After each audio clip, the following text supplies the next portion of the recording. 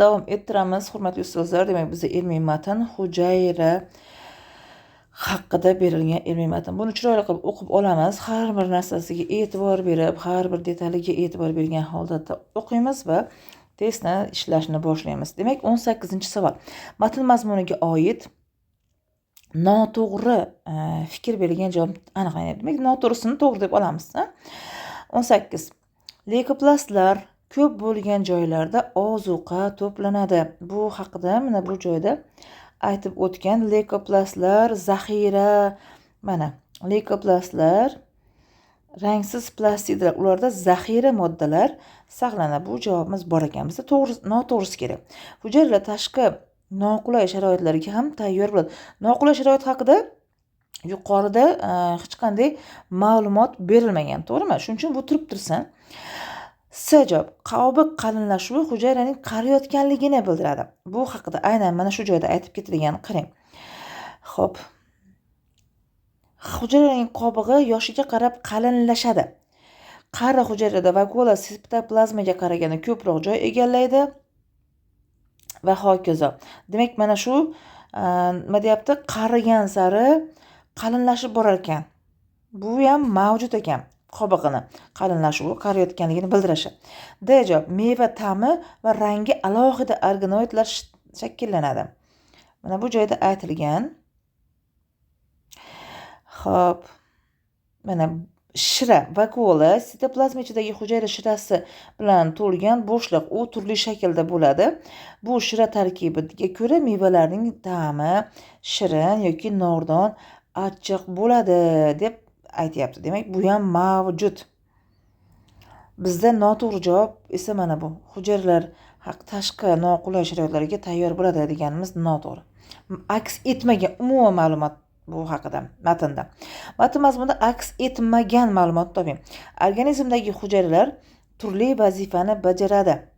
Organizmdagi hujayralar emas ustozlar, hujayrani ichidagi mana bu. Qarang mana, xloroplast, yashil pigment, u fotosintez jarayonida mana bu xromoplast zarg'aldoq, leykoplastlar rangsiz, masalan deylik, xromoplastlar qizil sariq rangda pigmentlar bo'lib, bular gul mevalarga rang beradi. Leykoplastlar rangsiz, ularda zaxiralar saqlanadi. Bu plastidalarga tegishli, hujayralarga emas. Plastidalar turli vazifani bajaradi desak to'g'ri bo'lardi. Demak, shu yerda xato ketib qoldi. Javob. Hujayraning bo'linishida yadro muhim ahamiyatga ega. To'g'ri. Yadro muhim ahamiyatga ega. Chunki bo'linayotganda hujayralar dastlab yadro kattalashadi, so'ng ikkiga bo'linadi. Ana shundan keyingina yadroda bo'lingandan keyin bo'linish alomatlari paydo bo'ladi.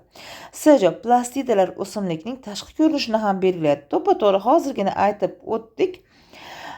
Mana xromoplastlar qizil rangli bo'lib, ular gul mevalarga rang beradi. Xloroplastlar esa barglarga yashil rang beradida, u fotosintez jarayonida qatnashadi deyildi. To'g'ri, bu ham mavjud ekan. Plastidalar haqida aytdik. Bo'lingan hujayralarda ona hujayradan irsiy axborot o'tadi. Yuqorida aytilgan edi. Yadro irsiy qani. Mana, yadro hujayraning eng muhim tarkibiy qismi. Yadro irsiy belgilarning yangi avlodga o'tishga muhim ahamiyatga ega va bu xuddi shu yerda aytildi. Yadro teng ikkiga bo'linadi va ko'payish hodisasi ro'y beradi. Yadro olib o'tadi irsiy holat. Bu ham to'g'ri ekan. Demak, bizda noto'g'ri javob bo'lib, A javobini olsak bo'ladi. Aynan hujayralar emas, plastidalar deyish kerakligi uchun. 19 bo'ldi. 20. Matn mazmuniga xos bo'lgan ma'lumotni aniqlang. Suvo'tlarda xloroplastlar ko'k va yashil rang beradi. Yo'q, suvo'tlardachi xloroplastlar mavjud deyilmadi. Mana hozir sizga ko'rsataman. Xo'p, mana bu yerda suvo'tlar haqida gap ketgan. Mana ko'k yashil suvo'tlar bakteriyada yadro shakllanmagan, uning moddalari sitoplazmada tarqoq. Xo'p. Yadro hujayraning tarkibiy qismi deyilyapti. Mana zamburug'lar, bakteriyalar, ko'k yashil suvo'tlarda esa plastidalar bo'lmaydi. Aslida plastida mana shu mana yashil, zarg'aldoq, qizil ranglar beradigan narsa. Bu plastidalar esa rang beradigan narsalar ko'k yashil suvo'tlarda bakteriya zamburug'larda mavjud emas ekan. Bu xato ma'lumot bo'ldi. Bizga xos bo'lgani kerak. B-javob, o'simlik hujayralarining tashqi ko'rinishi o'xshash bo'ladi. Bu ham xato, tashqi ko'rinishidan ranglari bilan farq qilyapti. Endi C-javob, hujayra o'simliklarning moslashuvchanligini ta'minlaydi. To'g'ri. D-javob, yosh hujayralarda vakula ham kichik bo'lishi kuzatiladi. Mana bu qaranglar ustozlar, hujayra moslashuvchanligi haqida gap ketmagan. Xuddi mana bu noqulay sharoitga ko'nadi dedik-ku. O'sha mana C-javobda xatoga oldik. Yo'q, kechirasiz, mana bu yoqda edi. Qani? Mana noqulay sharoitga tayyor bo'ladi deganini xatoga olganimiz singari, bu hujayralarning moslashuvchanligini ta'minlaydi deganimiz xato. Yosh hujayralarda vakula ham kichik bo'lishi kuzatiladi. Xo'p, demak, mana bu xos bo'lmaganga olamiz. Chunki mana bu yerda haqiqatda ham noqulay sharoitda tayyor bo'ladi deganda biz noto'g'ri filga oldik. Demak, haqiqatda bu moslashish, noqulay sharoitga tayyor bo'lish haqida umuman ma'lumot yo'q. Shuning uchun ham bu moslashuvchanligini ta'minlaydi xatoga olamiz ekan. To'g'ri tushuntira oldimmi? Endi javob, yosh hujayralarda vakula ham kichik bo'lish kuzatiladi. Mana bu yosh hujayralarga o'tamiz. Yuqorida aytilyapti. Bu vakulani o'zi aytildi yuqorida. Vakulani bo'shliq dedik. Hozir topamiz. Men shuni belgilayman. Vakulani o'chirib yuborsak ko'rinadi menimcha. Mana. Vakula sitoplazma ichidagi hujayra shirasi bilan to'lgan bo'shliq deyapti. Demak, bu yerga kelib mana bo'lindi. Yadro kattalashdi, so'ng ikkiga bo'lindi, maxsus pardalar bilan qoplandi. Sitoplazmada ham to'siq bo'ldi, hujayraning teng ikkiga bo'ldi. Plastidalar ham hammasi nima bo'lyapti? Ikkiga bo'linyapti. O'zidagi oziq moddalar hisobiga yashash davom etyapti. Vakula sitoplazmaga nisbatan ko'proq joy egallaydi. Nimada esa sitoplazma bilan yadro yo'qolib ketyapti qa'rilarida. Demak, mana bu sitoplazmalar, plastidalar, yadrolar teng ikkiga bo'linish bilan birga haqiqatda vakula ham kichik bo'lish kuzatiladi. D javobimizni xos bo'lgan javobga olsak bo'ladi. 21. Berilgan ma'lumotning nechtasi matn mazmuniga oid to'g'ri fikr ekanligini aniqlaymiz ekan. Qarigan hujayraning tarkibida juda ko'p suv to'planadi. Yo'q, bu xato. Hech qanaqa suv to'planmaydi. Aksincha, uning qobig'i qalinlashib ketadi degan fikr aytildi. Bo'lingan hujayralarda ranglar alohida shakllanadi. Yo'q. Mana bu aytyapti, plastidalar ham teng ikkiga bo'linadi. Ya'ni yashili ham, zarg'aldoq qizili ham teng ikkiga bo'linadi. Alohida shakllanadi degani xato. Zamburug' va bakteriya tirik organizm sifatida qaralmaydi. Mana bu joyda aytib ketgan. Yadro hujayralarining tarkibiy qismi bo'lib ko'k yashil suvo'tlar bakteriya yadro shakllanmagan. Uning moddalari mana zamburug'lar, plastidalar esa o'simlik hujayrasining tirik qolish qismi hisoblanadi. Zamburug' bakteriyasi yashil suvo'tlarda esa plastidalar bo'lmaydi deyapti. Demak, bu degani zamburug' bakteriya tirik organizm sifatida qaralmaydi degan. To'g'ri ekan bu. Qari hujayralarda o'zini tiklash qobiliyati mavjud emas. Haqiqatan ham mavjud emas.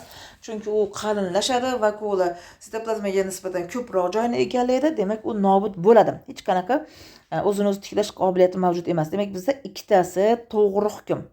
Javobni olamiz. 22. Raqamlar ko'rsatilgan qaysi gap matnning mazmuniy tuzilishida uslubiy xatolikni keltirib chiqargan?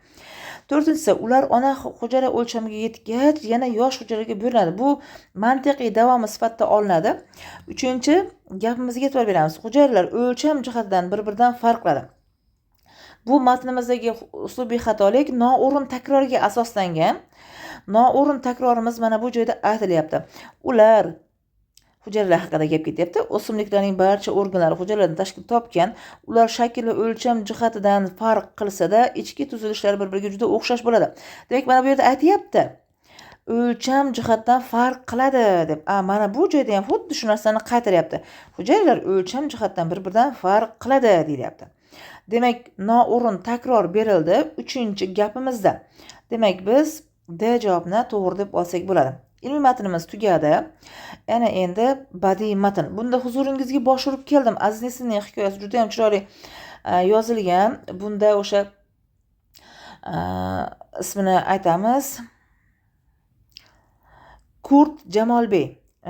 Bu juda ham o'zi aslida hech qanaqa maktab ko'rmagan, hatto imzo qo'yishni ham bilmasdan barmog'ini bosib qo'yadigan darajadagi bilimsiz, savodsiz insonni nima aytsa shuni bajaradigan tarzdagi xarakteri uchun ham boshliq qilib qo'yishgan. Boshliq qilib qo'yilgandan keyin u har bir harakati uchun mana shu savodsizlarcha faqatgina yuqoriga yoqish uchun qilingan har qanday holati uchun uni medallar bilan, ordenlar bilan taqdirlashgan va u shunchalik bo'lib ketganki, hattoki kostyumiga ilib sig'masdan orqasidagi navkarlar uni qo'llarida ko'tarib yurish darajasida bo'lgan va uni o'zini xohishi bilan lashkarboshi qilib tayinlaydi va lashkarboshlik bo'lgani bilan hech qanday mas'uliyatli ishni berishmaydi. Lekin u xohlardi va shunda bitta mulozim, ya'ni leytenant xato qilib qo'yganini bilib qoladi va uni shundoqqina jazolamoqchi bo'lib turgan paytda u kurd tilida meni sizning huzuringizga bosh urib keldim, men ham kurdman, menga yordam qiling deganidan keyin mana bu joyda va u butunlay o'zgaradi va o'zgargandan keyin shunaqa demaysanmi bolam deb turib yuqorida aytgan barcha fikrlarga qarshi fikr aytib uni oqlab chiqadi. Va shuning uchun ham javoblarni ko'rib chiqamiz. Hikoya haqidagi xato hukmni aniqlang. Hikoya haqidagi xato hukmimiz bu